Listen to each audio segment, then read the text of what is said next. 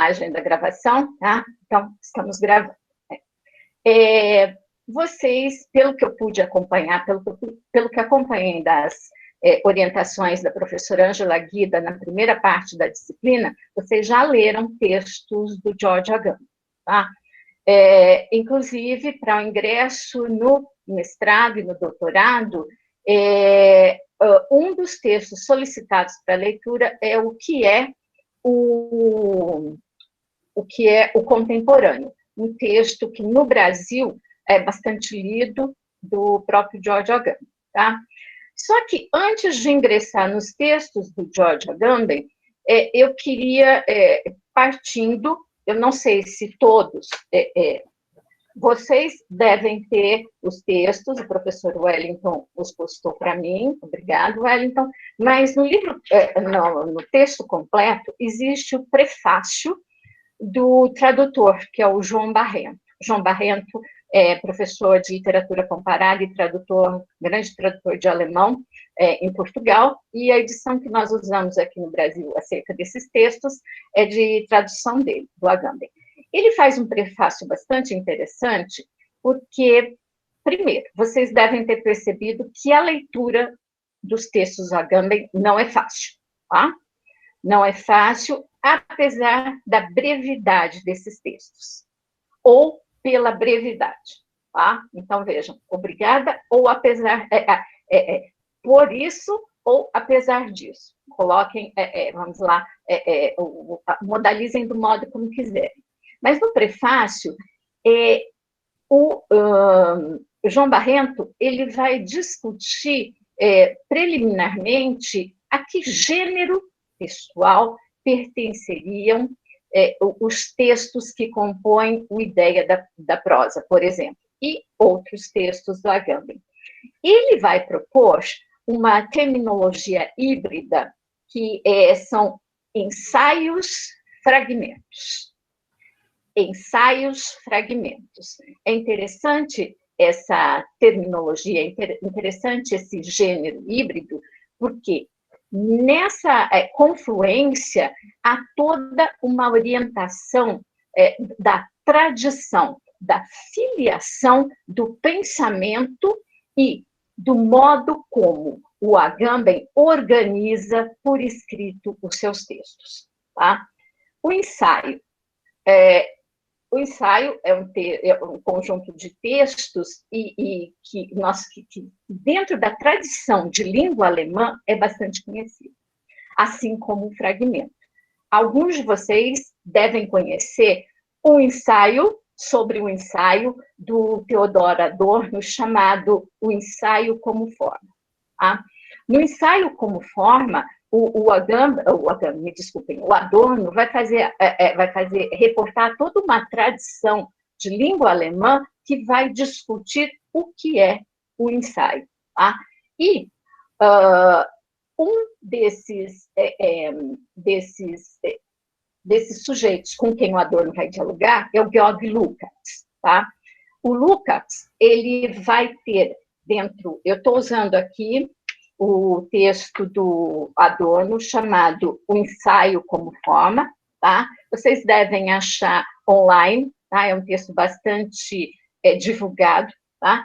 E o Adorno vai citar uma definição de ensaio pelo Lukács, tá? Então, o que é um ensaio?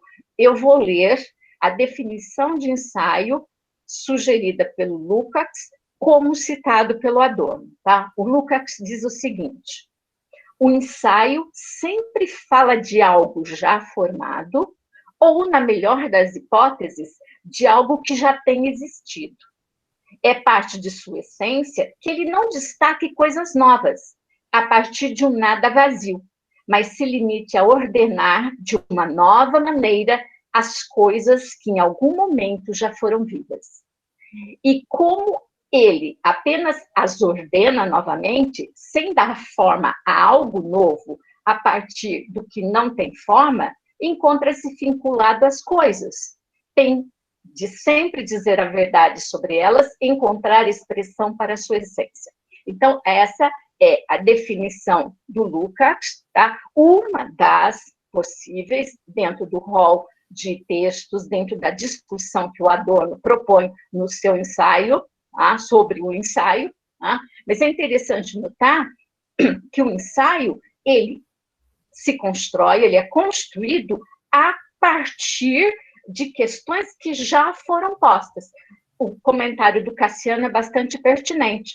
Quer dizer, essa ideia de novo, essa ideia de que haja alguma coisa nova, é bastante, ela é palco para reflexão, tá? Ela deve ser um palco para reflexão, porque as coisas não são novas, as coisas já existem. O que existem são novas discussões a partir do existente. Então, essa é a proposição do ensaio. Por isso que me incomoda muito, e talvez quem já foi meu aluno, quem é meu aluno, tá?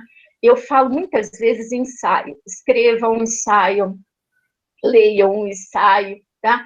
Porque, no mais das vezes, o que nós temos nas revistas científicas, nos periódicos da nossa área, de algumas outras tantas, mas vamos falar da nossa, não são artigos, não são textos inovadores ou com grandes novidades, são ensaios. Ensaios bem escritos, tá? Ensaios bem postos, tá? O Gabriel pergunta se textos escritos sob a forma de poesia também podem se caracterizar como ensaios, tá? Eu estou lembrando aqui, Gabriel e os colegas, de alguns textos do escritor português contemporâneo, o Gonçalo Tavares, tá? Gabriel deve conhecer, os outros demais também conhecem. Quem não conhece, faça uma busca, Gonçalo Tavares. Ele tem textos em que essa presença do ensaio é bastante significativa. Aqui no Brasil, o último texto, o conjunto de textos lançados pelo Marcelino Freire, também tem uma pegada ensaística, tá? Então, essa perspectiva do ensaio, ela é uma visada bastante recorrente no século XX e ainda no século XXI. Tá? E a gente pode pensar, e eu falo com o Cassiano, mais especificamente, com outras pessoas que trabalham com as artes visuais, no modo geral, tá? Mesmo as propostas imagéticas contemporâneas, elas têm uma pegada ensaística, tá? Lógico, o Adorno está falando de um texto escrito, mas a gente pode espraiar essa concepção, tá? Então, vejam, voltando ao início das minhas falas, o tradutor do texto, do conjunto de textos que nós vamos falar, sobre os quais vou falar hoje, do Agamben, o João Barrento, ele vai começar prefaciando a ideia de prosa a partir de todo o gênero a que pertencem esses textos do Agamben. Então, ele vai nominar inicialmente como ensaios fragmentos. Eu dei aqui uma breve ideia do que seja um ensaio. Sugiro, e já vi que o professor Wellington postou o link, a leitura do texto do Adorno. Tá? Não é um texto fácil também, tá? A gente lê várias vezes para depois começar a entender. É a mesma coisa do texto do Agamben. Ninguém disse que era fácil, tá? E o fragmento? O fragmento também tem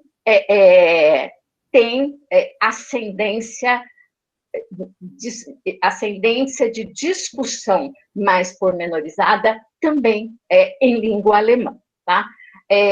Uma estética do fragmento já era bastante discutida lá no final do século XVIII, no século XIX, pelos filósofos alemães românticos como Novalis, como Schlegel, como Schelling, tá? Então, sim, Francine, ele se diferencia, mas há no ensaio uma pegada especulativa. Há alguns insights que não demandam necessariamente uma bibliografia que assente aquela proposição. Cabe um quê, e aí eu estou dialogando com uma proposta do Gabriel aqui, tá? Cabe mesmo uma visada poética na perspectiva do ensaio, tá? Então, é uma questão especulativa e a visada poética também cabe, Francine e todos vocês, tá? Então, voltando aqui ao fragmento, tá? Então, vejam, ensaio, fragmento, duas expressões e dois conceitos muito recorrentes numa tradição filosófica, linguística, poética, tá? De língua alemã. O fragmento, tá? Eu usei aqui para pensá-lo um conjunto de textos chamado o Dialeto dos Fragmentos, que é do Friedrich Schlegel, tá? Vocês, quem tiver acesso ao texto, vai perceber que são fragmentos numerados acerca de questões sobre estética, literatura, música, poesia, arte e filosofia, de um modo geral. Tá?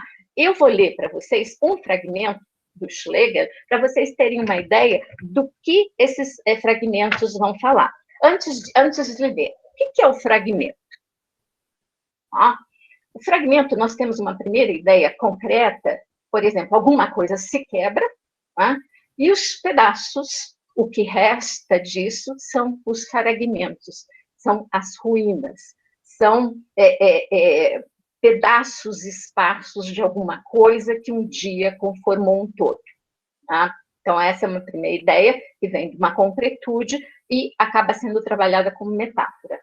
No entanto, o fragmento, ele pode já nascer como fragmento, no caso de uma proposição linguística.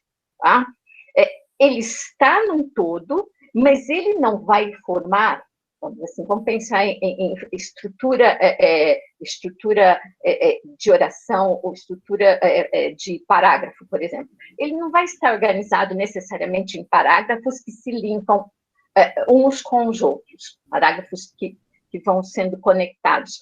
Esses fragmentos vão estar dispostos numericamente, por exemplo, no caso da dialética dos fragmentos, dialeto dos fragmentos do Schlegel, mas nós vamos estabelecer conexões, não necessariamente com aquele que vem diretamente anterior ou o posterior. Nós vamos estabelecer conexões com o todo, com a temática desse conjunto.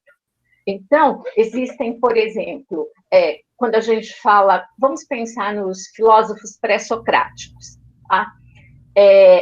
Heráclito, temos fragmentos da obra do Heráclito, temos fragmentos, vamos pensar numa poetisa grega como a Safo.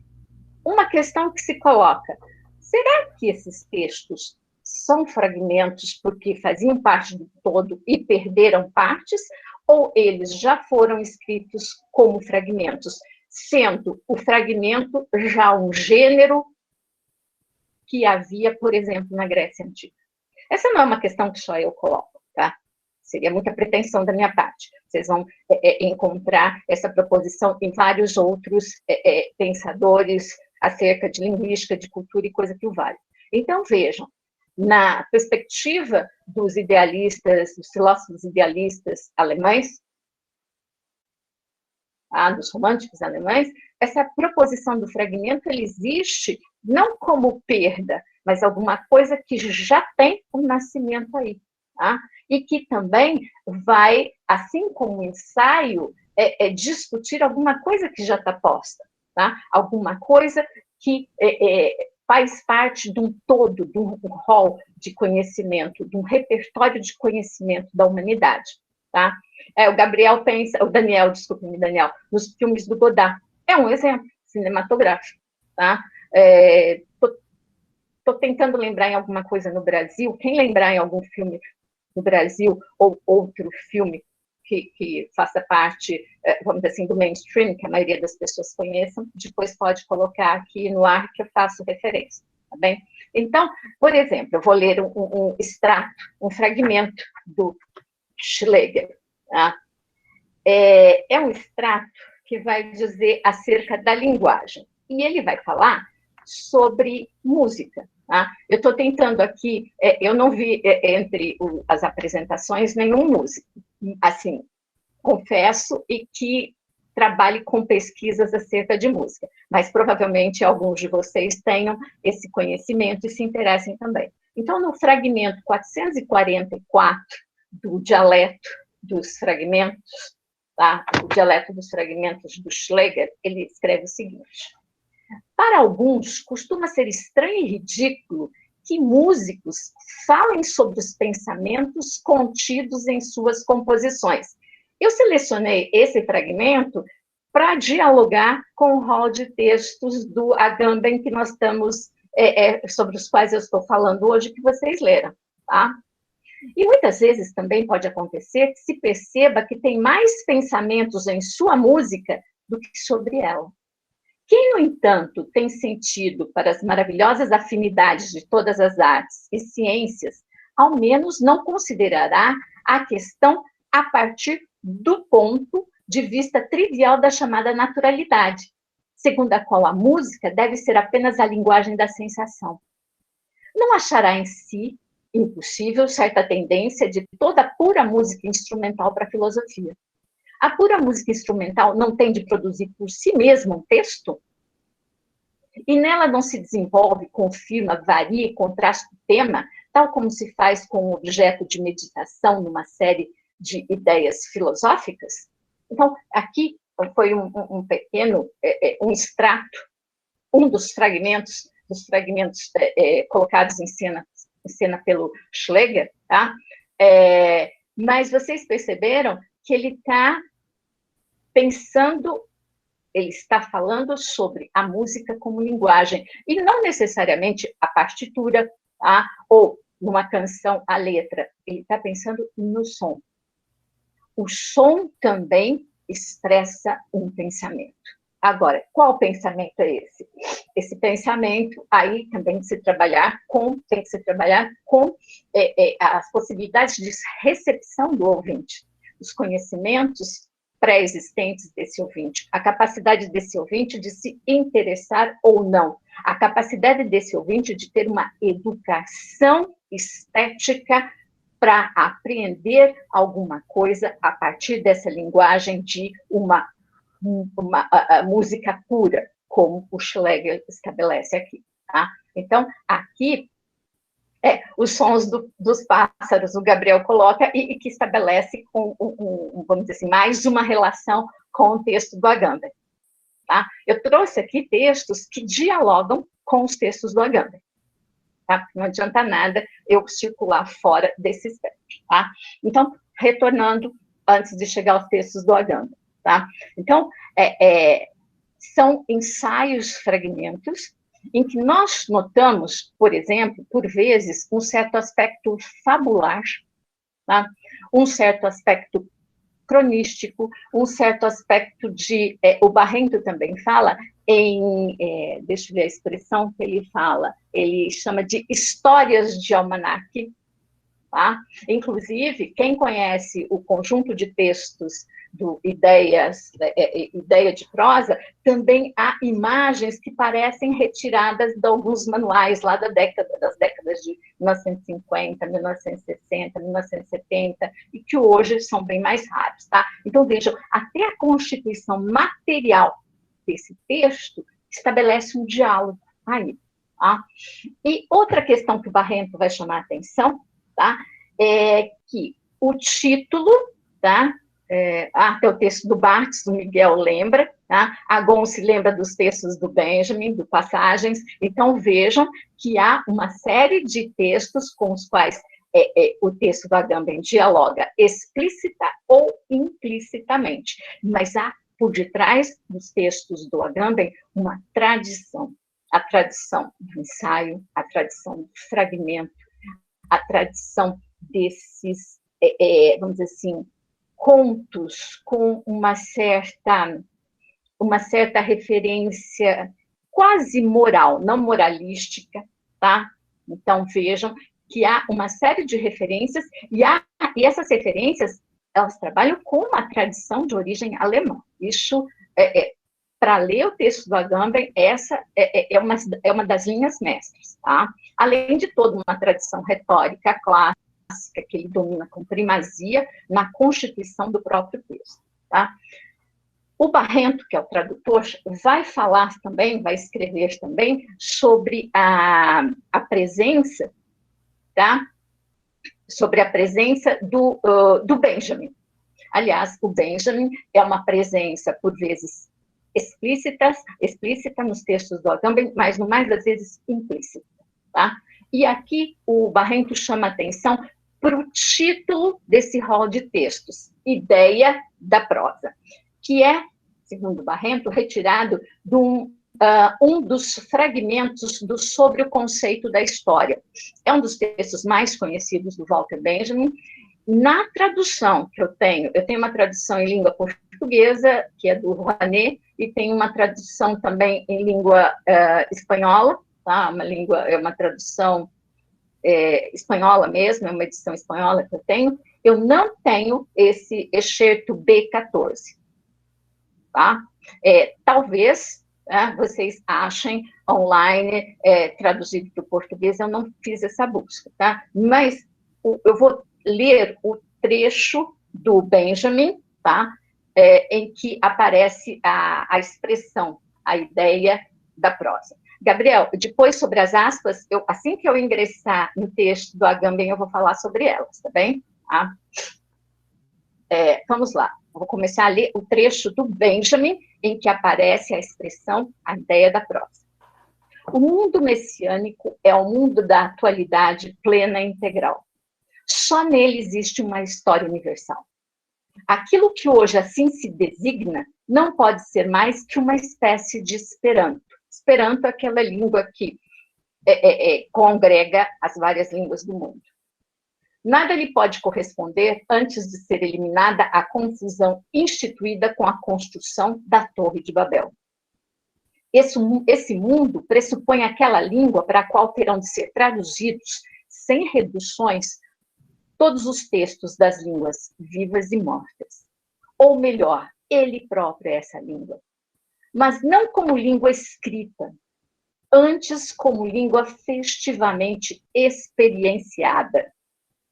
Esta festa foi expurgada de toda solenidade. Não conhece cânticos celebratórios. Até aqui, tá? Vamos ver que há toda uma proposição benjaminiana de uma poética dos escombros, tá? Da poética das ruínas. Aí vem o trecho em que aparece a ideia da prosa. A sua língua é a própria ideia da prosa que todos os homens entendem, do mesmo modo que a linguagem dos pássaros é entendida por aqueles a quem a sorte bafejou. Aqui aparece a linguagem dos pássaros que, se não me engano, foi o Daniel ou o Gabriel que fizeram menção. Tá? Então, vejam que o próprio título do conjunto de textos do Agamben e de um dos textos, tá? Que está posto, que eu não propus a leitura, mas depois vocês podem achar, se quiserem eu faço uma cópia, tá? Tem o título retirado, fragmentado, extraído de um texto do Benjamin. Então, nós vemos a ascendência, nós vemos a filiação do conjunto de textos do Agamben. Isso, para mim, tá? Eu digo para mim como crítico, como analista, como leitora, tá? É bastante importante. Qual é a filiação dos textos que nós estamos lendo? Qual é a tradição à qual esses textos estão, vamos dizer assim, postos, estão conectados, tá? Essa é uma linha de leitura, essa é uma chave de leitura, porque, por vezes, em textos como os do Agamben, nós ficamos um tanto quanto perdidos na primeira leitura. E agora? Como eu leio isso? Então, uma chave de leitura é a conexão com essa filiação, a conexão com uma certa tradição. E aqui, pela leitura do Barrento, tá? E pela minha leitura, estão postas nessa tradição filosófica, linguística, poética alemã, tá? Que remonta ao Schlegel, que remonta ao Adorno, ao Benjamin, e que segue até hoje, por exemplo, com Agamben, com o Habermas, em alguns sentidos, tá? O Habermas, alguns de vocês também conhecem, tá? Então, feita essa introdução, tá? A partir da leitura do Barrento, que isso aqui está sendo gravado, e eu não vou fazer plágio de ninguém, tá? Tem o Horkheimer também, né? O Wellington lembra do Horkheimer, também junto com um Adorno, tá? Nas suas pesquisas Escola de Frankfurt, tá? Então, essa é uma orientação para a leitura de vocês, não só desses textos do Agamben, mas a partir de outros Agambens com os quais se defrontarem daqui para diante, tá? Vamos lá. Vamos para o primeiro texto que eu sugeri, eu solicitei a leitura. Ideia do pensamento. Aqui, eu vou começar falando sobre o que o Gabriel expressou no chat, tá? E vocês devem ter visto que eu fiz alguns apontamentos a lápis. Eu faço isso com todos os meus textos, tá? Eu preparo as aulas e algumas das minhas falas, todas no texto, por isso que eu preciso do livro, eu preciso do texto em papel, para que se possa materializar o meu pensamento, tá? Então, de alguma maneira não, de todas as maneiras, o meu pensamento, o nosso pensamento, ele se materializa de alguma forma. No caso da leitura de textos escritos, eu materializo por via desses apontamentos. Tá? É interessante que há uma dedicatória aqui, então vejam, outro dos diálogos do Agamben é com Derrida, tá? Então, aqui está explicitado, tá? Eu não explorei essa vertente da leitura Agamben-Derrida, tá? Mas ela é possível para aqueles de vocês que são leitores estudiosos do Derrida. Tá? A primeira questão que chama aqui, que eu chamo a baila, tá? Eu vou ler o primeiro parágrafo do Ideia do Pensamento. As aspas gozam desde algum tempo, de uma preferência especial entre os sinais de pontuação. A extensão do seu uso para lá dos signum citationes, naquela prática, tão generalizada hoje em dia, de pôr uma palavra entre aspas, sugere que essa preferência deve ter razões que são tudo menos superficiais. Então, o Compagnon tem um texto chamado Trabalho da Citação, que é bastante interessante e que dialoga, de alguma maneira, é lógico, talvez de um modo mais pragmático, com essa prática da citação, tão importante nos nossos trabalhos de pesquisa. Tá? Mas aqui a aspa vai ser tomada de um modo diferente pelo Agamben. Tá? Vocês devem ter notado que um dos apontamentos que eu fiz, tá? E eu vou reiterar uma prática que eu tenho na análise de textos. Quando uma palavra se destaca no texto, tá? Eu vou fazer uma pesquisa do tipo arqueológica sobre essa palavra. Eu vou a um dicionário de grego, eu vou a um dicionário de latim, eu vou a um dicionário de língua estrangeira. Se é uma língua com a qual eu tenho alguma proximidade, a língua, se o texto é estrangeiro, ao texto original em um dicionário daquela língua para perceber o que aquela palavra é. Então, quando o Agamben colocou as aspas, eu fui buscar essa palavra. E eu achei essa proposição da aspa como instrumento de tortura em forma de X no dicionário etimológico da língua portuguesa. Eu olhei para o lado, porque ele está na estante ali para eu lembrar, tá? E aspar é torturar na aspa. E o gótico, aspa com H, é dobradura. Então, dobradora. Então, vocês vejam que a aspa é um instrumento de tortura, tá? O que significa, qual a relação que a gente pode estabelecer entre as aspas que nós colocamos em algumas expressões das quais nós fazemos uso, e essa proposição da aspa como instrumento de tortura.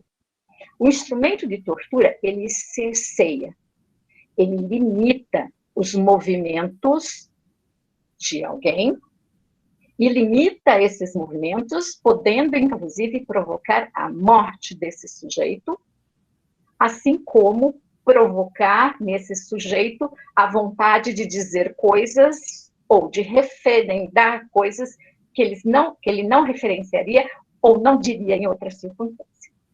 Então, vejam que esse é um procedimento do qual eu gosto muito, relacionar essa proposição etimológica e relacionar o mundo das coisas e o mundo das palavras, esse universo das palavras, tá? Então, no parágrafo seguinte, o Agamben pergunta o seguinte: o que significa, de fato, pôr uma palavra entre aspas? Através das aspas, quem escreve toma as suas distâncias em relação à linguagem. Elas indicam que determinado texto não é tomado na acepção que lhe é própria, que o sentido foi modificado, sem, no entanto, ser completamente excluído da sua tradição semântica. Mas será? E aí, isso não está tão claro no texto do Agamben, que a gente pode pensar, por exemplo, na ironia. A ironia, em geral, quando eu estou escrevendo um texto e quero destacar uma ironia, eu coloco entre aspas, eu uso também muito as reticências, tá? Então, vejam que há procedimentos materiais, tá?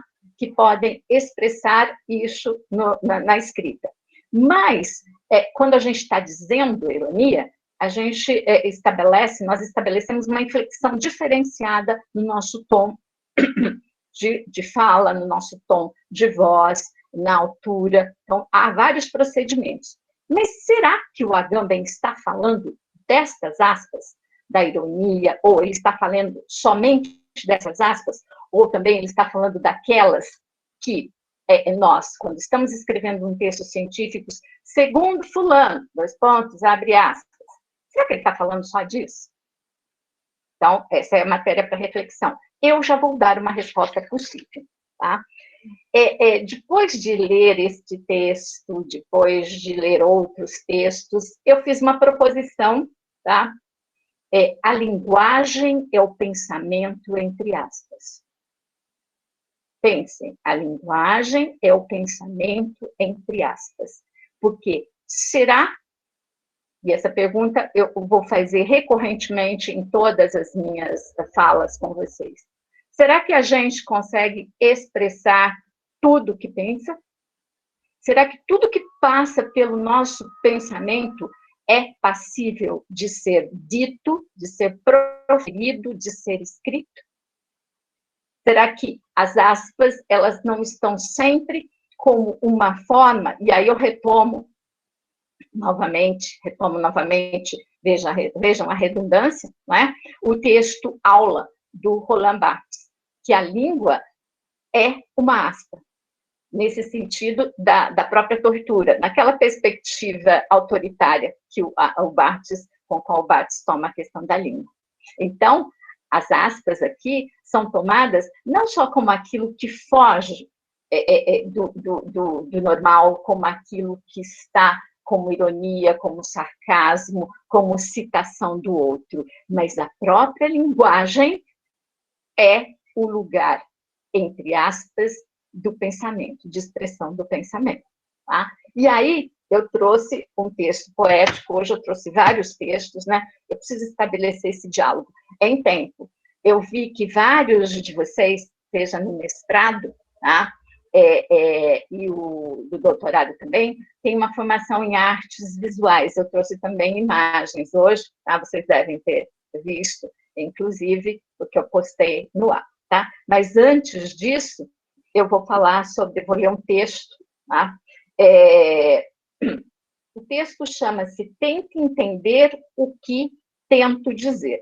É um conjunto de poemas organizado pelo Ramon Nunes Melo e que tem como subtítulo Poesia mais HIV/AIDS. Um dos textos, deixa eu me situar aqui, é que eu marco as páginas no conjunto de textos, depois de texto, né? Parabéns. 83. Um dos textos chama-se Os Trabalhos da Linguagem, de Vinícius Varela. Os Trabalhos da Linguagem, um ensaio para os 12 trabalhos da morte. Os 12 trabalhos, lembrem, os 12 trabalhos de Hércules, acho que na mitologia vocês já devem ter ouvido, lembra, essa questão do 12 é um número meio recorrente nas narrativas míticas e narrativas místicas também, 12 apóstolos e coisa que o vale, tá? Então, os trabalhos da linguagem, um ensaio para os 12 trabalhos da morte. O ensaio, E aqui você tem um texto poético, Gabriel, tá? Depois, se você quiser, eu posso fazer uma cópia e mandar para você, tá? Então, o autor subintitula esse poema como um ensaio.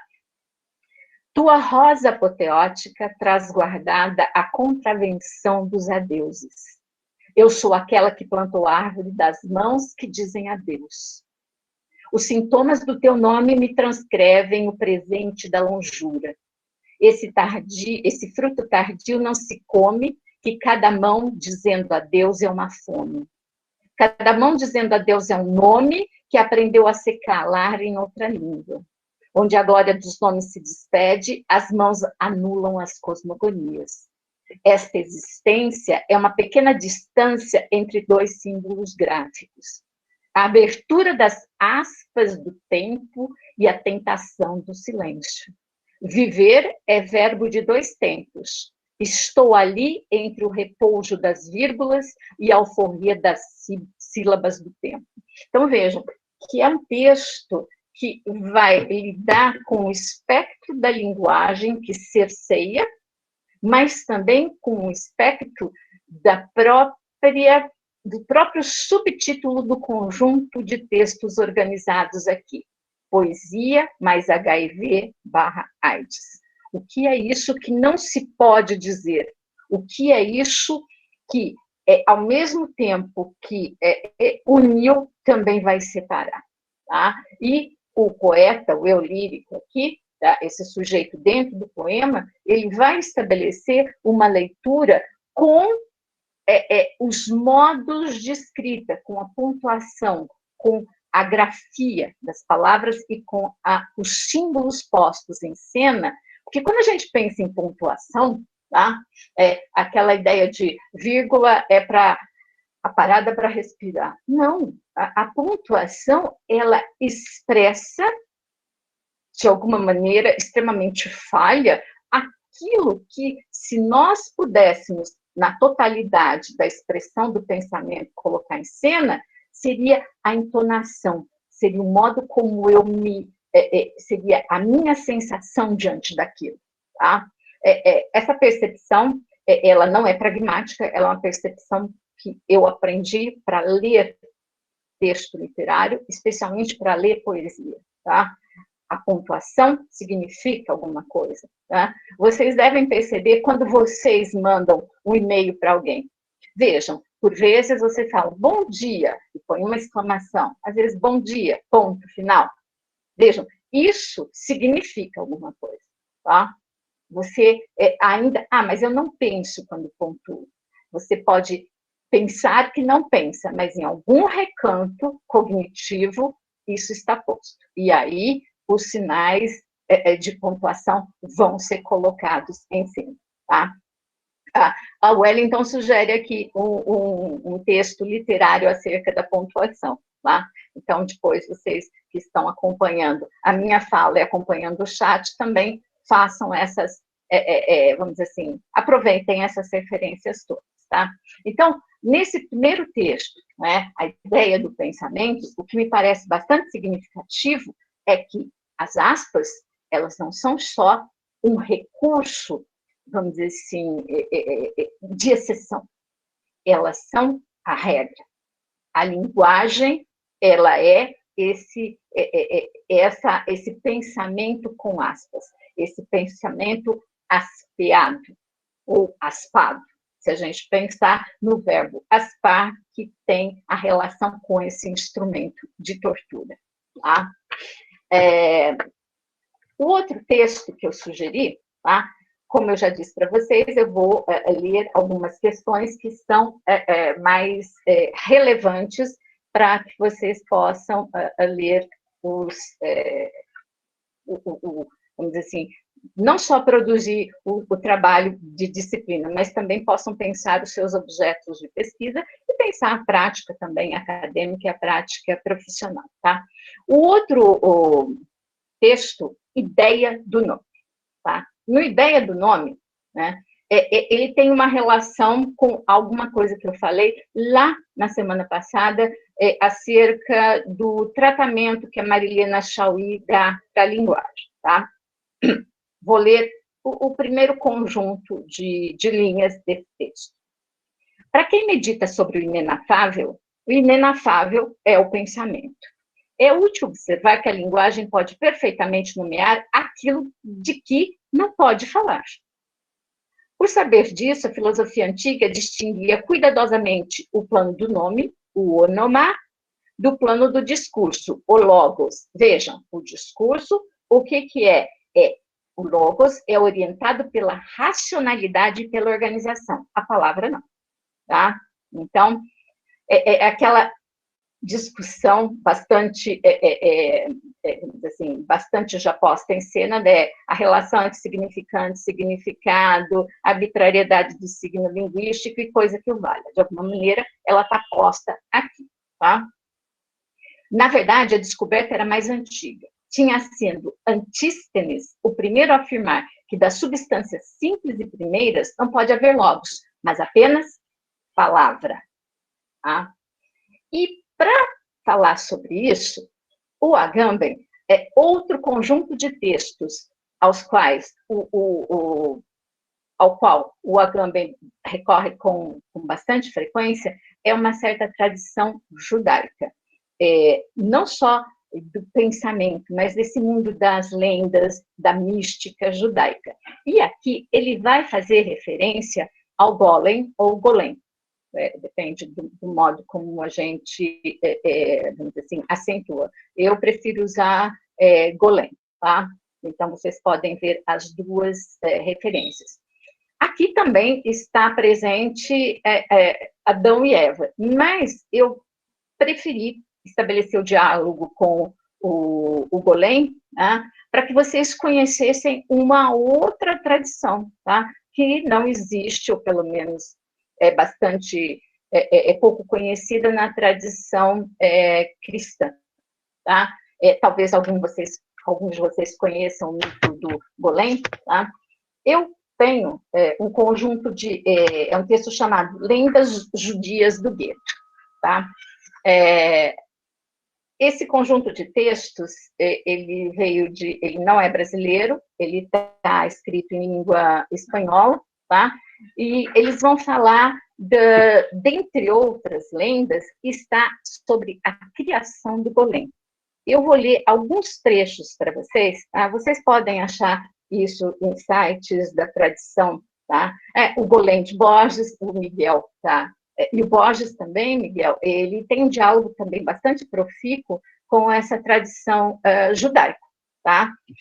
O Golem é um simulacro, isso mesmo, Lindomar, tá? Só que, para que vocês conheçam um texto dentro da tradição, esse texto eu trouxe de Praga, tá? E ele circulava, acho que em algum museu judaico, ele estava posto para vender em algum lugar e eu acabei trazendo, por conta desse meu interesse também por uma tradição. Tá? Então, vejam, a criação do Golem. Eu vou ler excertos que nos interessam para estabelecer o diálogo com o texto do Agamben e com a proposição da palavra, do nome. Tá?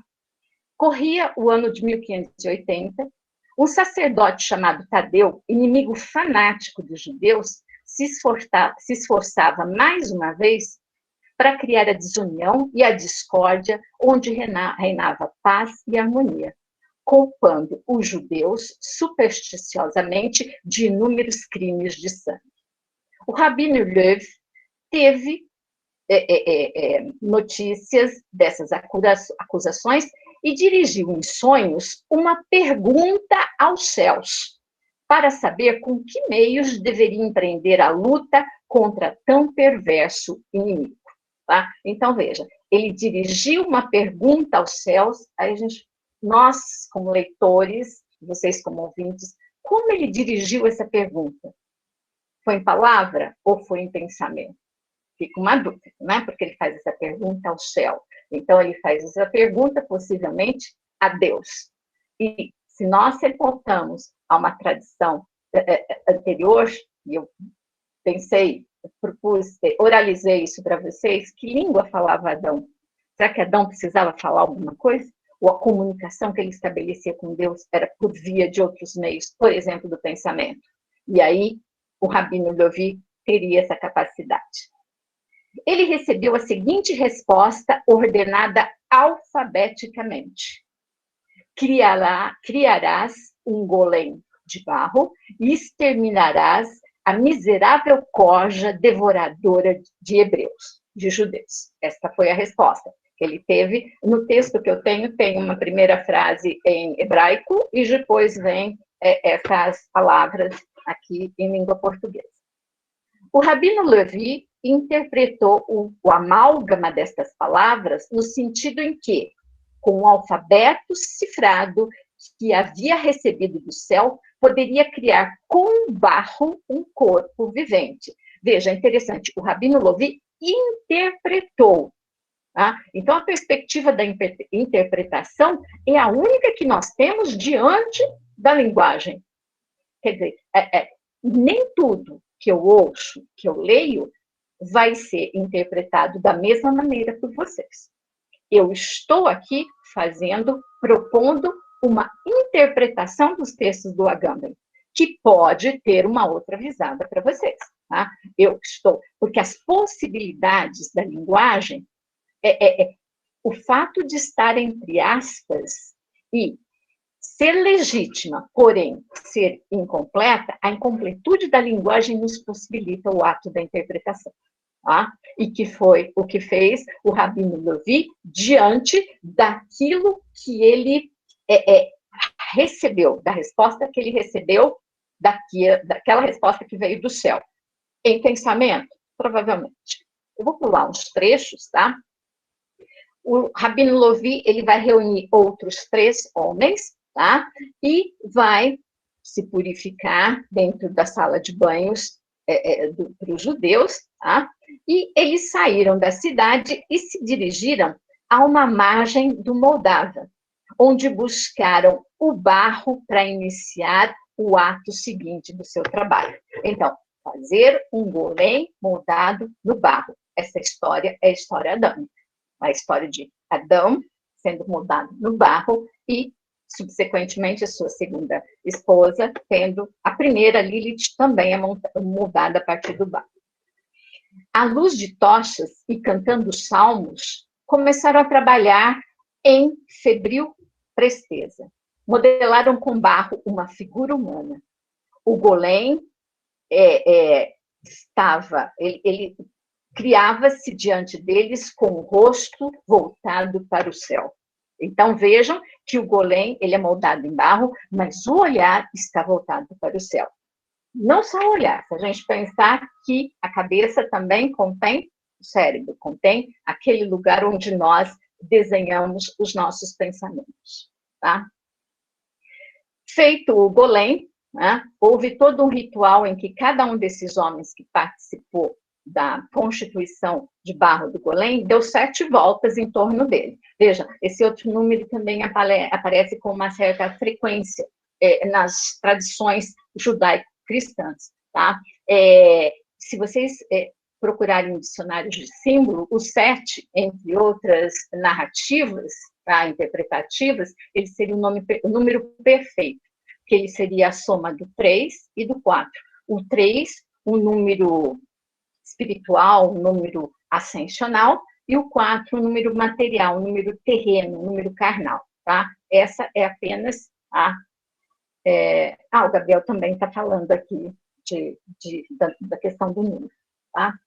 Então, finalmente, o Rabino Levi, ele mesmo, depois de ter dado 7 voltas em torno do golem, depositou na boca desse corpo de barro um shem.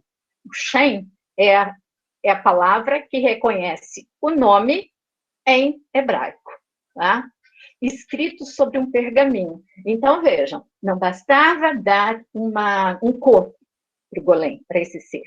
Era preciso que a palavra fosse depositada dentro desse corpo. E aqui ela é depositada por via um papelito, um pergaminho, dentro da boca do golem. Tá?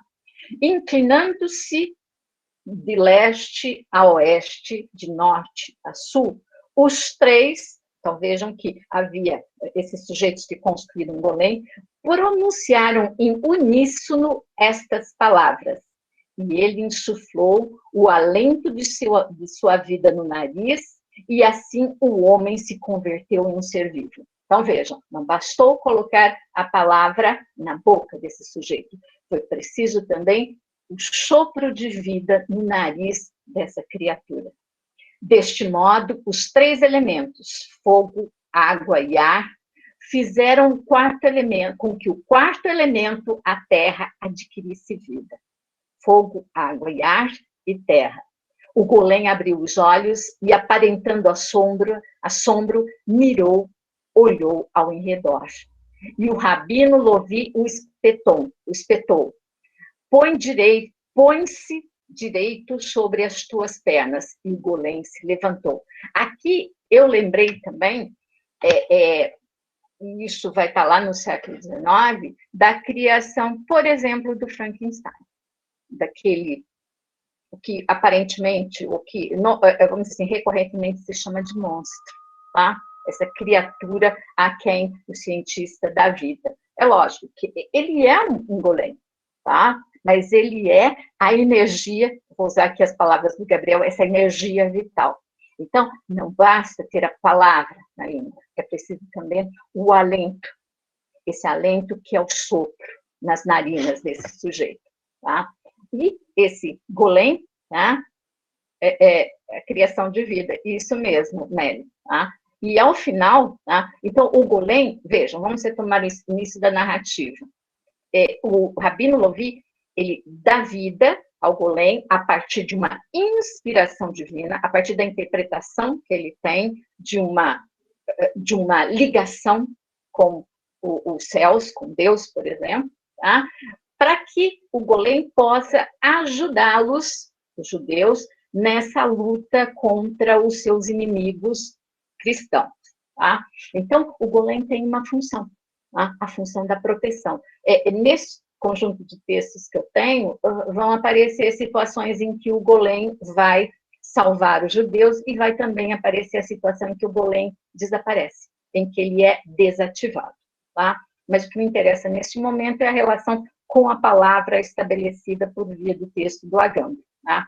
Ao final, o rabino, Levi diz, no entanto, ele proibiu a sua gente que o golem servisse para fins privados. Portanto, o golem ele deve servir a fins coletivos.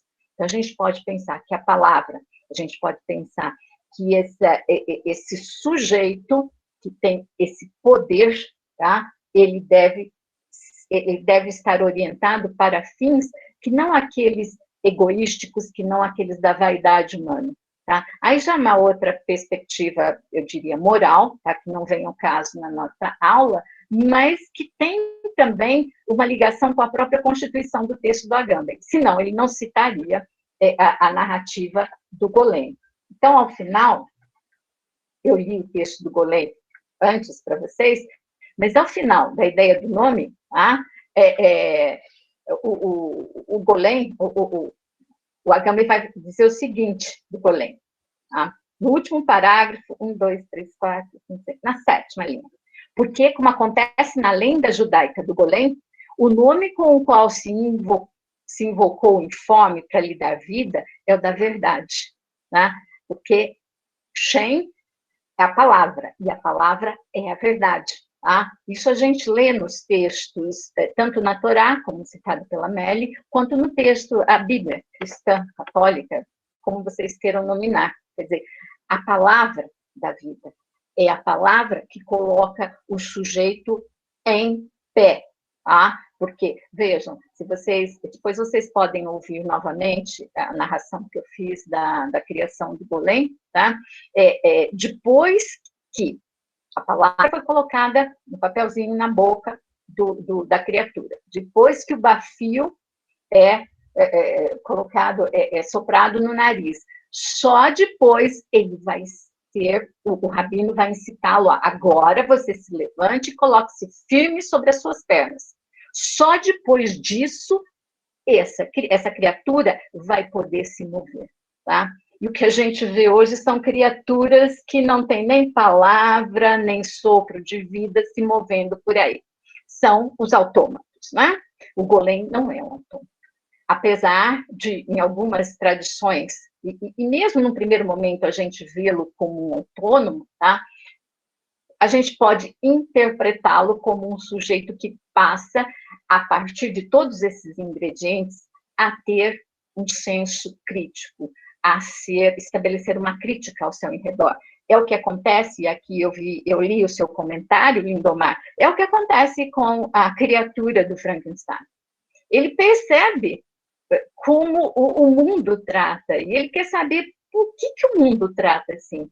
Ele seria, numa perspectiva mais contemporânea, esse outro, que por ter algumas diferenças em relação a uma certa normalidade, discutindo, relembrando que eu falei de normalidade anteriormente, tá?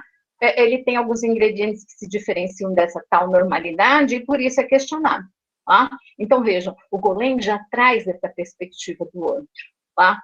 Ele, por vezes, vocês vão encontrar, eu fiz uma busca muito rápida no Google, há lugares que falam o Golem, o monstro. Então, a gente, inclusive, a partir disso, a gente começa a questionar o que significa a palavra, a expressão monstro.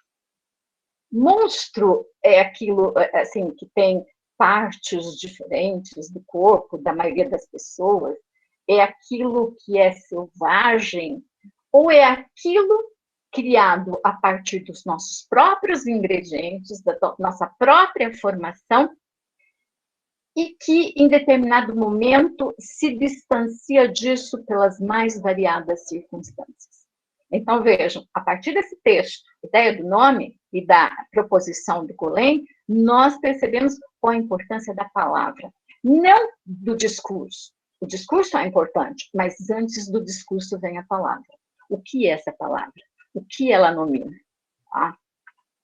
E vamos indo para os textos subsequentes, tá? E ideia da linguagem 1 e ideia da linguagem 2. É aqui que eu vou, tá? Sim, Isabela, pode sim, tá? Eu não vou me deter muito nessa questão, mas depois você pode me mandar mensagem para que nós discutamos ou tenhamos um tete-a-tete por aqui, tá, Isabela? Tá? Ideia da linguagem 1 e ideia da linguagem 2. Esses dois textos, eles têm uma relação explícita, vocês viram, com imagens, tá? Tanto que eu coloquei duas imagens no link para a aula de hoje, lá no AVA, tá? Num primeiro momento, tá? Ideia da linguagem 1. Então, vejam, o percurso, tá? Pensamento, aí o que eu coloquei, que a linguagem é o pensamento, entre aspas, depois, palavra, a importância da palavra, tá? E agora a linguagem. Como é possível, ainda que de um modo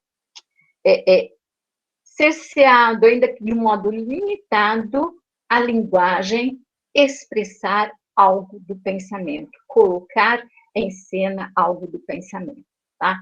Na ideia da linguagem 1, dividido em duas partes, o Agamben escreve o seguinte: um belo rosto é talvez o único lugar onde há verdadeiramente silêncio. Bom, quem tiver aí com as imagens que eu coloquei em cena, eu fiquei pensando. Primeiro, eu pensei em textos literários. Eu pensei no texto nos textos do Edgar Allan Poe, tá? Em que imagens de mulheres aparecem, mas imagens em que o Poe não faz interessante, tá? Interessantemente, o Poe não faz uma descrição pormenorizada dessas mulheres, mas nós, leitores, pelo menos eu, leitora, interpreta essas imagens como mulheres para aquele narrador, para aquele sujeito em cena, nos contos belíssimos. Só que eu queria uma imagem, eu queria alguma coisa que eu pudesse compartilhar com vocês. E eu fiz referência aqui a um filme do qual eu gosto imenso. Desde quando ele foi lançado, lá na década de 80, tá? Alguns de vocês nem eram nascidos, tá? Ele me chama a atenção. No Brasil, ele tem por tradução o Feitiço de Áquila. Tá? Em inglês, se não me engano, é Lady Hawk. faz referência à águia. Tá? E interessante, eu coloquei uma das imagens da atriz que personifica a Lady Hawk, que é a Michelle Pfeiffer, nesse rosto em que sobressai o azul dos olhos dela, tá? O capuz encobrindo uma parte do rosto. Para mim, tá? Vocês outros podem ter outras imagens em mente, mas ela é esse rosto que tem como único lugar o verdadeiro silêncio. O que enxergarmos, é como se eu olhasse esse rosto, ele é a beleza personificada. Tudo que eu falar sobre isso vai ser excrescente. Os olhos são azuis. Mas são os olhos azuis somente que indiciam essa beleza? Há um capuz. Esse capuz encobriria parte da beleza, mas nessa imagem ele destaca essa beleza. Então, o que poderia encobrir dá destaque. Então, vejam, qualquer coisa que eu falar sobre essa imagem vai acabar com a beleza dessa imagem. Tá? Então, a imagem, e aí estou dialogando com todos, mas gostaria que aqueles que trabalham com artes visuais, que têm um contato bem mais profundo e vamos dizer assim, pormenorizado com esse métier do que eu, tá? As imagens, a partir do momento... É preciso educar para essa sensibilidade, essa educação estética, mas há imagens que, no primeiro momento, o contato que deve ter é visual. E é a perspectiva da fruição, é a perspectiva daquele prazer do qual fala o Barthes no O Prazer do Texto. É fruição, é sensação. Agora, depois da fruição e da sensação, aí eu expresso a minha percepção acerca daquilo. Só que aí eu já saí do campo da sensação e da fruição que me fizeram, de alguma maneira, penetrar naquele extrato de beleza, que não precisou de nada além dessa imagem para me tocar. Tá? Então, veja, eu selecionei essa imagem, mas vocês podem selecionar outras imagens. Não precisa ser necessariamente, que eu fui um belo rosto, eu fui guiada, eu fui orientada pelo texto do Agamben para chegar a essa imagem. Tá? E antes de chegar a ela, eu fiquei matutando, e agora? Qual é a imagem que me vem à mente? Vocês podem ter outras tantas, mas no repertório de filmes, e a Bruna, ela coloca que é a experiência da primeira idade do Peirce. Tá? Bruna, você sabe que eu e o Peirce, eu não sou uma leitora dele, tá? Mas penso que você e os outros colegas que têm afinidade com a perspectiva dele, tá, semiótica, vocês podem enxergar essa primeira idade, esse primeiro contato, esse contato que faz aflorar alguma coisa, mas ainda não é motivação, ainda não nos faz expor-nos, tá? E depois, lendo o texto do próprio Agamben, ainda aqui, uma outra questão me veio à mente. Então, esse primeiro contato. Enquanto o caráter deixa no rosto as marcas de palavras não ditas, de intenções não realizadas, enquanto a face do animal parece sempre estar a ponto de proferir palavras, a beleza humana abre o rosto ao silêncio. Eu lembrei do animal, e o Agamben é um dos grandes estudiosos, junto do Derrida, tá, na contemporaneidade, acerca da experiência animal, né, da experiência humana do animal. Tá? Bom dia, meu filho, que vai sair, eu estou cumprimentando. Tá? Dessa experiência humana de ser animal. Tá? É interessante, não sei se a maioria de vocês, se todos, assistiram ao Feitiço de Áquila. É uma fábula bastante interessante, é um filme bastante bonito, que eu vou usar bonito sem questionar o que ele seja, tá? Porque a adjetivação a gente não questiona, a gente usa e qualifica. Tá? Vocês devem se lembrar que há um casal, tá? que está unido, desunido, pela forma animal e pela forma humana.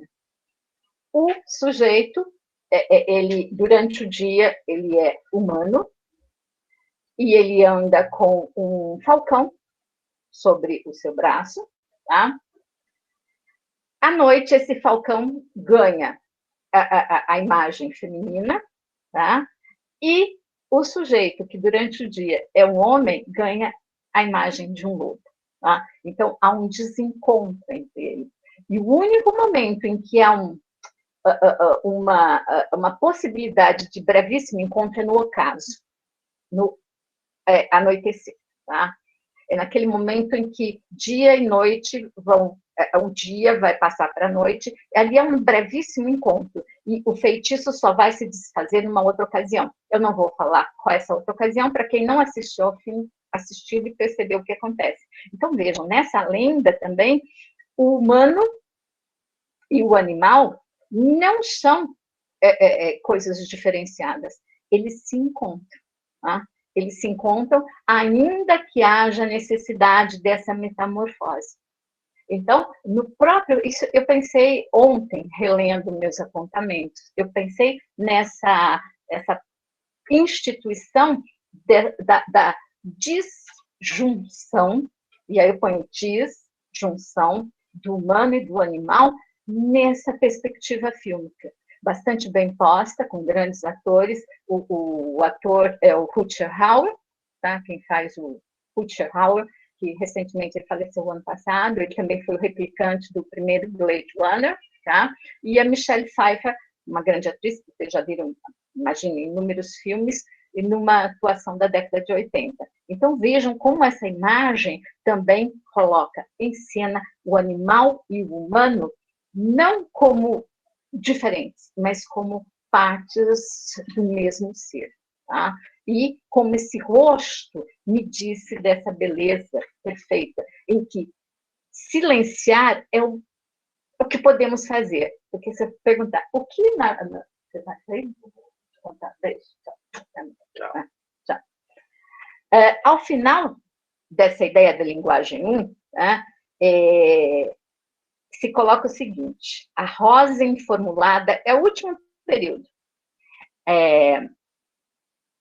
A forma d'água também. A Evelyn, antes de eu terminar de ler, a Evelyn fala da forma d'água. A forma d'água também tem essa perspectiva. Tá? E é uma fábula muito bonita também. Tá? Obrigada pela lembrança. Só que ali você tem você tem outros elementos. Não, são animais também, mas a água, o universo natural que os une, tá? Enquanto no Feitiço de Áquila nós temos o quê? A floresta, um outro ambiente natural. Então, vejam, a gente vai... E aquela... A moça, tá? que faz a atriz, que personifica a personagem na forma d'água, ela não é bonita do ponto de vista de falar, ela tem uma beleza interessante, né? Não, mas no filme, o silêncio dela, o modo como ela se move, adotam de uma beleza que, pelo menos sempre falando, essa é a minha interpretação, você não precisa dizer nada, o que nela é bonito. A cena do banheiro, que vai se enchendo d'água, tá? E que parece que vai afogá-la e nos afogar, dá uma vitalidade ao filme magnífica. Tá? Então, são imagens, então, por isso que eu falei, nessas duas ideias da linguagem, a linguagem escrita, tá? A linguagem do texto literário, como em geral nós o conhecemos, para mim não deram conta. Então, eu tive que me fiar em imagens, na visualidade, tanto da obra, aqui no caso das duas, tá? Aqui no caso da Beleza 1, de imagem cinematográfica. Obrigada, Eva. Tá? Então, o último período aqui do Linguagem 1 está escrito o seguinte: a rosa informulada, a ideia da rosa só existe para o homem. Esse trecho me lembrou um texto literário, ou um conjunto de textos literários, de um dos heterônimos do Fernando Pessoa, ou seja, imagino que vocês já saibam, Alberto Caeiro. Tá? Porque o Alberto Caeiro é o sujeito que vai escrever, o eu lírico, especialmente no conjunto de textos, o guardador de rebanhos, e que ele vai falar, não preciso dessas interpretações, não preciso de todos esses modos de dizer as coisas. Eu tenho que ter sensações, eu tenho que perceber coisas, eu preciso contactar esse tipo de coisa, tá? Nesse universo. Só que eu preciso, pelas necessidades de determinadas situações, dizer essas coisas. Então, como dizer essas coisas? Tanto que há algumas interpretações, a meu ver, falhas acerca do Alberto Caeiro, que dizem, ele está dizendo para a gente não interpretar poesia. Não, ele não está dizendo isso. Ele está dizendo para a gente não interpretar as coisas do mundo. Não. Tá? Por quê? Nós, aqui reunidos nesta fala, tá? Nós todos temos por obrigação de interpretar alguma coisa. Tá? Então, gostei disso. Você não vai escrever uma tese, nem uma dissertação dizendo que gostou. Tá? Nem vai escrever um artigo dizendo que gostou. Né? Certo? Você vai dizer que gostou em outros fóruns. Tá? Neste fórum do mestrado e do doutorado, você tem que interpretar. Eu já fui a eventos em que alguém disse, isso acaba com o texto. Acaba. Ou, pelo menos, racionaliza alguma coisa que na origem não é necessariamente racionalizada. Mas o nosso ofício pede isso. Se não querem fazer isso, mudem de ofício, ok? Então, esse é o linguagem 1, dessa linguagem efeito. E na ideia da linguagem 2, outro texto em que o Agamben também, desde o começo eu estou falando quais são as opções de diálogo postas em cena pelo Agamben. Outro texto com o qual ele dialoga com frequência são os textos, na verdade não é o texto, são os textos do Kafka. Tá? As leituras do Agamben sobre a obra do Franz Kafka são das melhores possíveis. Tá? Ele segue uma orientação aqui, eu diria, do Albert Camus, quando ele vai trabalhar principalmente com a questão do mito de Sísifo. Camus foi dos primeiros a trabalhar com qualidade uma possibilidade de interpretação da obra do Kafka. Tá? Então, na ideia de linguagem 2, o Kafka começa assim. A narrativa de Kafka na colônia penal ilumina-se singularmente se compreendermos que o aparelho de tortura inventado pelo ex-comandante da colônia é, de fato, a linguagem. E aí eu trouxe para vocês, tá, uma outra imagem. A imagem de uma instalação de um artista plástico, se não me engano, ele é de origem suíça. Isso me passou, eu sei que ele também está no circuito da língua alemã, tá? Chamado Martin Zen, tá? E ele ele monta a máquina que está posta na colônia penal. Não sei se todos leram, mas valeria a pena ler na colônia penal, em que um sujeito vai visitar esse comandante de uma colônia penal, e ele mostra essa máquina, que colocava lá os suspeitos, e esses suspeitos tinham escritos nas suas costas, né, algumas palavras, e que, a partir de 6 horas, eles começavam a ter, vamos dizer assim, a entender o que estava escrito nas suas costas. Tá? Então, eu fiz aqui uma relação da ideia da linguagem 2 com a ideia do pensamento das aspas. Tá? Então, aqui, na colônia penal, se tem a materialização, tá? Também a colônia, o país colonizado em que você tem, né, Gabriel, instrumentos de tortura vários, não só máquinas, mas também a própria linguagem é um instrumento de violência, é um instrumento que violenta o colonizado. Né? Então, veja, voltando à questão da máquina, a máquina ela vai ser a materialização dessa linguagem que também é tortura, que também é cerceadora, que aqui, veja, eu estou falando na linguagem como cerceadora, relacionando a tortura, mas isso não é negativo, gente. é a possibilidade de estabelecermos contato uns com os outros, tá? Ela é limitada? É. Ela tem essa proposição, por vezes, autoritária? Tem, mas é o que temos. E nós precisamos aprimorar essa máquina. E aprimorar essa máquina não é inventando novas palavras, não é, criando neologismos, não é, refletindo sobre o que esta máquina nos faz dizer, sobre o que esta máquina nos faz fazer. Eu, inclusive, fiz aqui um apontamento, tá, acerca dessa máquina. Eu estou tentando também, na medida do possível, dialogar com a situação, com os tempos atuais, tá? No começo de maio, na primeira semana de maio, a SECOM, que é a Secretaria de Comunicação da Presidência da República, acerca da situação da pandemia, lançou nas suas redes sociais uns dizeres, e finalizando esses dizeres estava escrito, abre aspas, aqui eu vou abrir aspas mesmo, porque não fui eu quem disse isso, tá? Nem escrevi. O trabalho, a união e a verdade libertarão o Brasil. Para quem conhece um bocadinho de história, e nós aqui reunidos conhecemos, ressoa a um lema inscrito na entrada do conjunto de campos conhecido como Auschwitz, que era um campo não só de extermínio, mas também um campo de trabalho forçado, trabalho escravo, estava escrito, o trabalho liberta. Por favor. Mas o trabalho liberta é uma fala comum. Não. Depois que um regime de exceção que perpetrou a morte de milhões de pessoas num determinado lugar, que tinha na sua entrada essa inscrição não significa mais a mesma coisa que antes significava. Tá? Então, quando um governo, tá? Demais. A Francine lembrou do Alvin e do discurso à la Goebbels, tá? Obrigada, Francine. É que aí a gente ia ficar muito mais tempo, tá? Também, não pense em crise, trabalhe.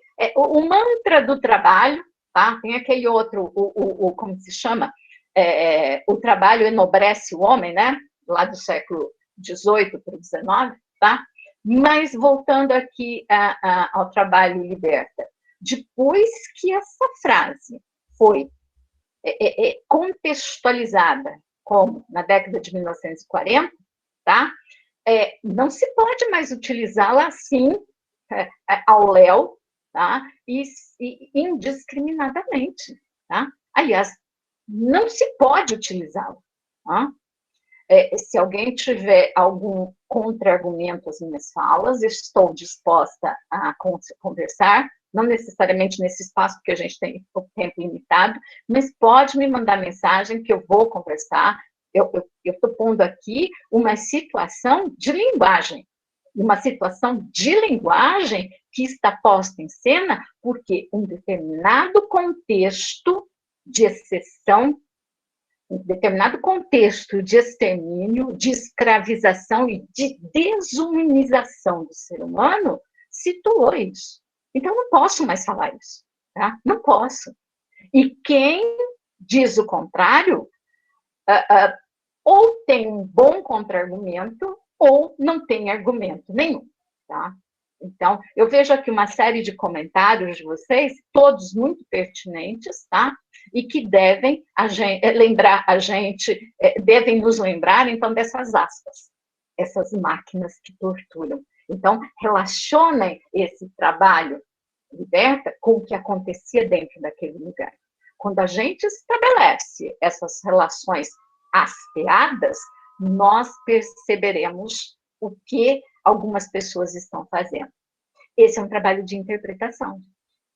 E é isso que a linguagem pede de nós, esse trabalho interpretativo. Tá? Não vamos mais falar determinadas coisas? Vamos, mas com o devido cuidado, com a devida argumentação, com a devida crítica. Tá? Então, por que eu cheguei a esse ponto? Já que a linguagem é tão perversa, já que ela é isso, que ela é aquilo, então por que continuamos falando determinadas coisas, porque nós precisamos criticar, nós precisamos estabelecer um crivo crítico acerca disso que falamos. Tá? Então, eu trouxe à baila esse momento, assim, quase inexplicável, tá? Eu vou usar inexplicável para não usar outra expressão, tá? Porque eu estou aqui sendo bastante educada, tá? Porque isto circula, e eu não sei os meus detratores o que farão, né? Então, mas vamos pensar acerca disso, tá? Mas voltemos à máquina, porque eu falei de outra máquina de tortura aqui, né? Mas na colônia penal. Tá? Então, vocês devem ter visto a imagem, é uma imagem, parece arame, né? Depois as pessoas, vocês podem entrar, tem vários sites em que aparece a escultura do Martin Zen, né? Em que há o corpo e há aquele instrumento, e é uma máquina de tortura mesmo. Eu lembrei, aqui abre aspas, aqueles instrumentos do Pilates, né? Quem faz Pilates ou já viu, né? Parece uma máquina de tortura, fecha aspas, tá? Então, aquela máquina em que é como eu pensei num. Quando a gente faz exame do coração, aquele. Ai, meu Deus. Aquele. Como se chama? Não estou lembrada do nome, tá? Me desculpem, tá? Mas que vai marcando as pulsações. O eletro, quando a gente faz um eletro, aquela pontinha que vai marcando o ritmo do nosso coração. Só que essa máquina aqui, ela vai inscrevendo alguma coisa, tá?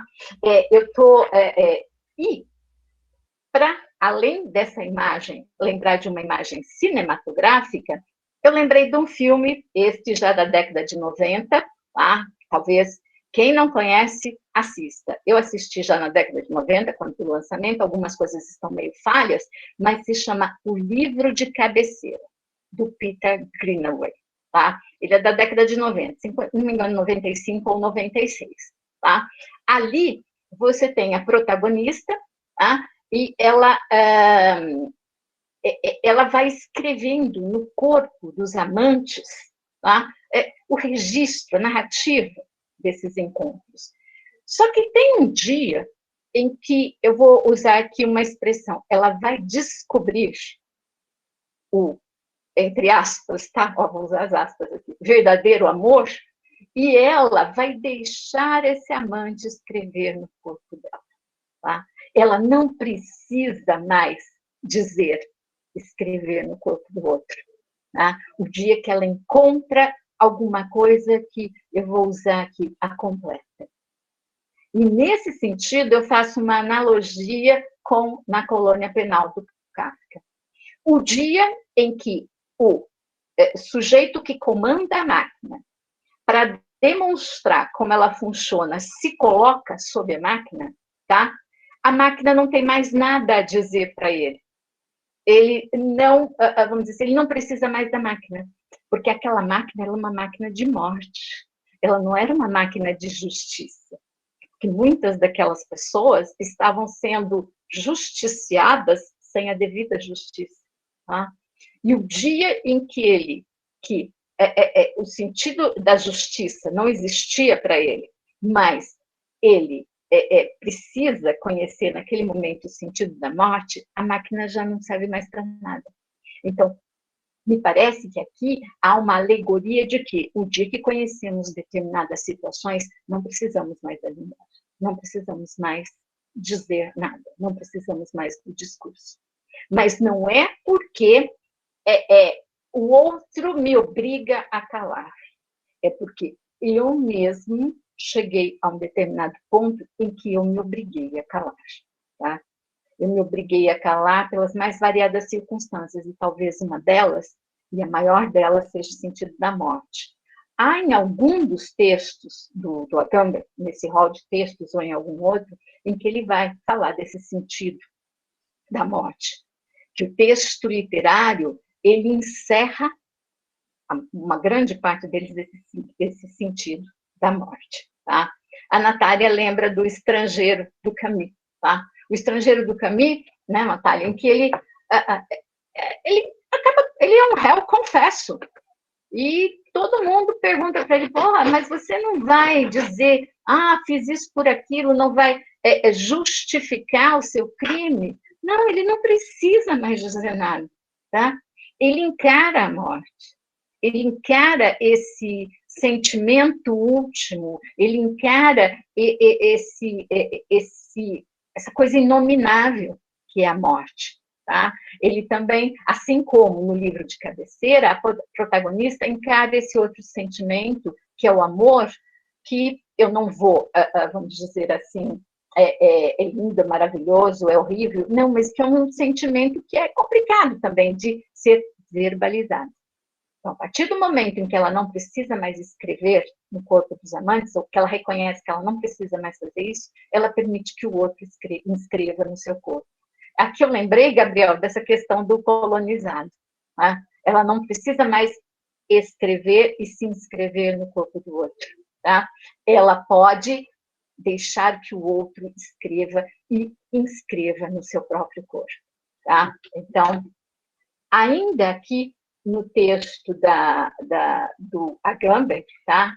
Ele vai dizer o seguinte, lá na página 115, que ele vai falar das possíveis leituras na colônia penal. Mas outra leitura é igualmente possível.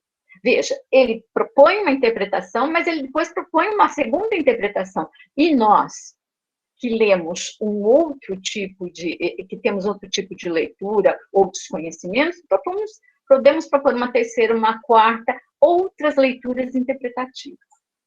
Segundo ela, o preceito ser justo não se refere ao mandamento violado pelo oficial, mas seria antes a instrução destinada a destruir a máquina, tá?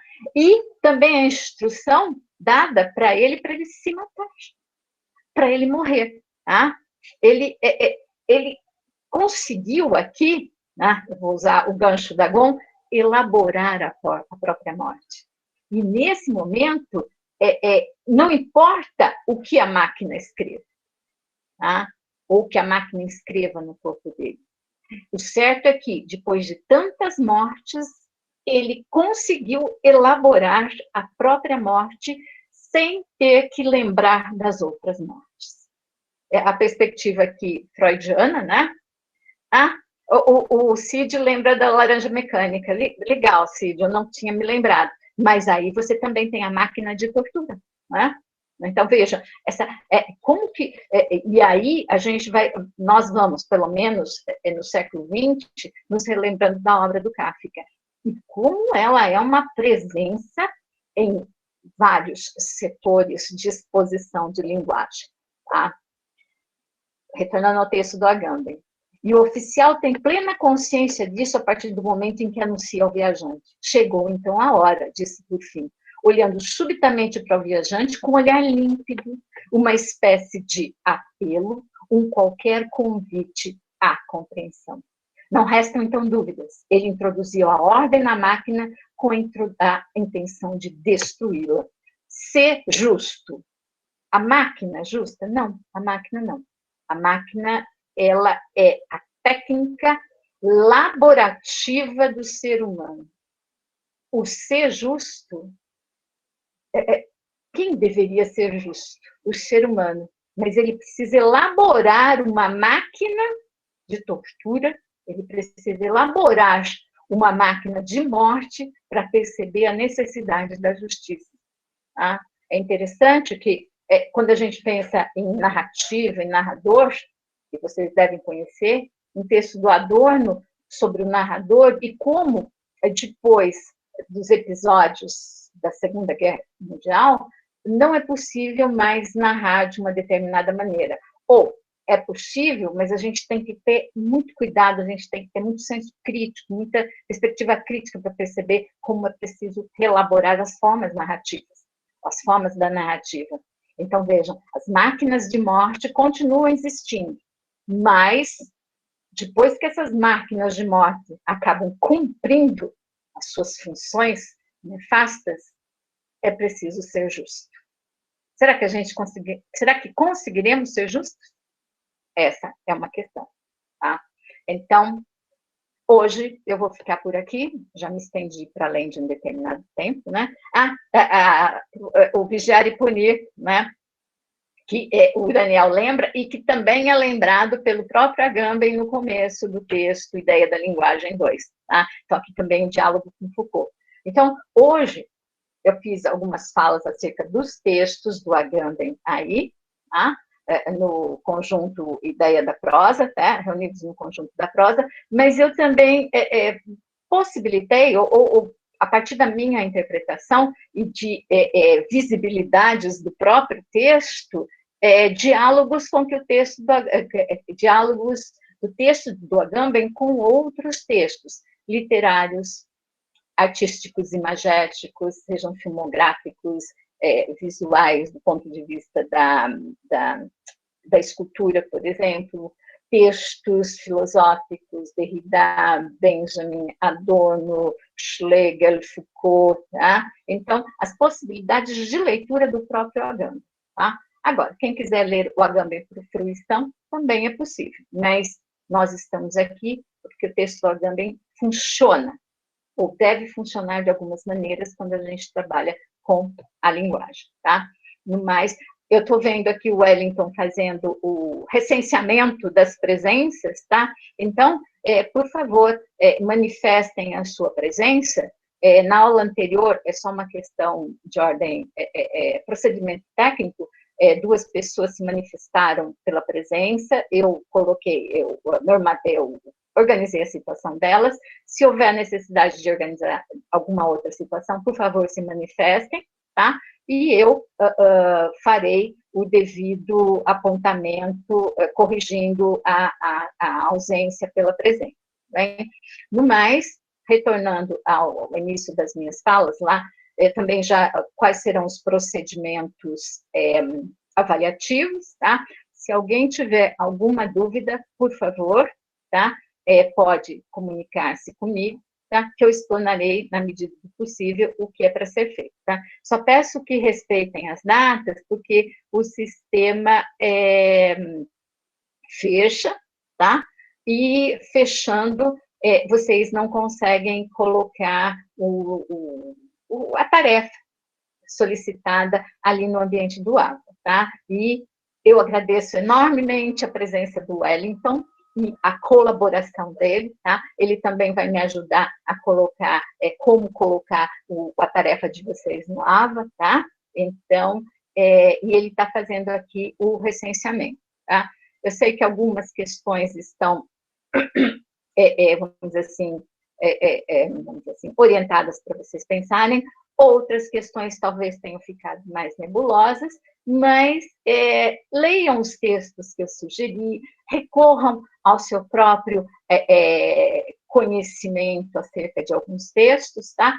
Para fazer esses diálogos e pensando no diálogo que vocês podem, nos diálogos que vocês podem estabelecer com os próprios pesquisas, tá bem? No mais, tá? Eu vou me despedindo por hoje, e para a semana que vem trabalharemos com um texto do Heidegger chamado A Palavra, que é mais uma orientação para leitura e para análise, tá bem? Eu agradeço os comentários daqui, beijos para todos, tenham um bom resto de semana, tá bem? E no mais, estou à disposição. Beijo para todos. Obrigada. Tchau.